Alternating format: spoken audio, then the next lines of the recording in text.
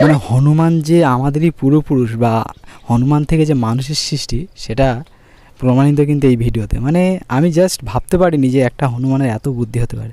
ভিডিওটা আপনারা প্রথম থেকে দেখুন। আমি আমার শ্বশুর বাড়িতে এসেছি, গত কয়েকদিন ধরেই আছি আর কি এখানে, প্রায় মানে যাচ্ছি আসছি। মৌমিতা তো 1 মাস থাকছে এখানে, আর আমি খালি আপ ডাউন করছি। তো হঠাৎ একদিন আমরা দুপুরবেলা বসে গল্প করছি, আর হঠাৎই হনুমানটা আমাদের মানে শ্বশুরবাড়ির ঘরের দরজার সামনে আসে। আর তারপরে আসার পরে আমরা ওকে কিছু খেতে দেই বলতে কি, একটা 1 প্যাকেট বিস্কুট দিয়েছিলাম আর 1 প্যাকেট বাদাম দিয়েছিলাম।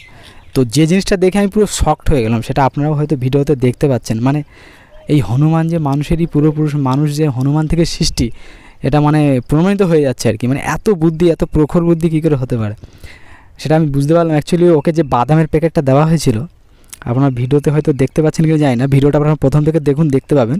মানে বাদামের প্যাকেটটা ও বাদাম প্যাকেট ছিঁড়ে বাদাম বের করে সেই বাদাম খোসা ছাড়িয়ে একটা সুন্দর করে খেলো, যেটা একটা মানুষ হয়তো অত সুন্দর করে খেতে পারে না। মানে আমি জাস্ট অবাক হয়ে যাচ্ছি, এত সুন্দর করে কী করে খেতে পারে।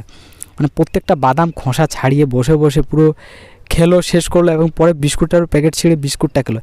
বিস্কুটের ব্যাপারটা আমি আলাদাভাবেই ধরছি, বাট বাদামটা মানে স্পেশালি বাদামটা কীভাবে সম্ভব, এত সুন্দর করে কী করে খায়, মানে খোসা ছাড়িয়ে একদম সুন্দর করে বাদামগুলো খাচ্ছে।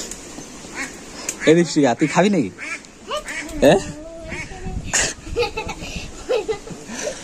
মৌ, বুদ্ধি দেখে তো, তোমারও তো বুদ্ধি নেই।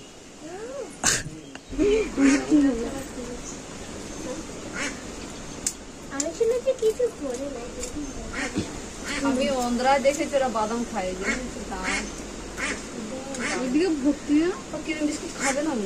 একটা ফেলছে না, আবার কত বুদ্ধি, একটা পড়ে গেছে সেইটা তুলে খাচ্ছে। তুমি ওই পিছন দিকে ঘুরে চললো, ওই ধারতে চললো,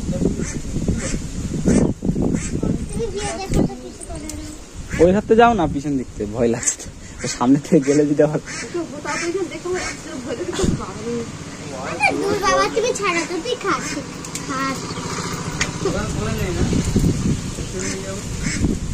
আর ওই দরজা দিয়ে আসো না, ও কাছ থেকে গেলে আরো বেশি এ করো, একেবারে ওই দরজা দিয়ে আসো, এমনি কিছু করবে না।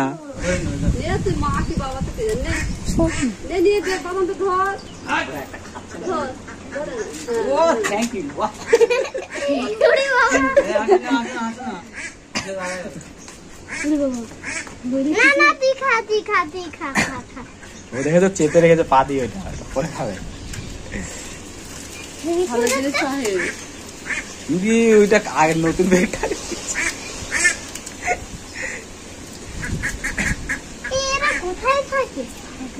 ওরা আসে ঘুরতে বছরে। চালু কতদিন করে থাকতো জানি।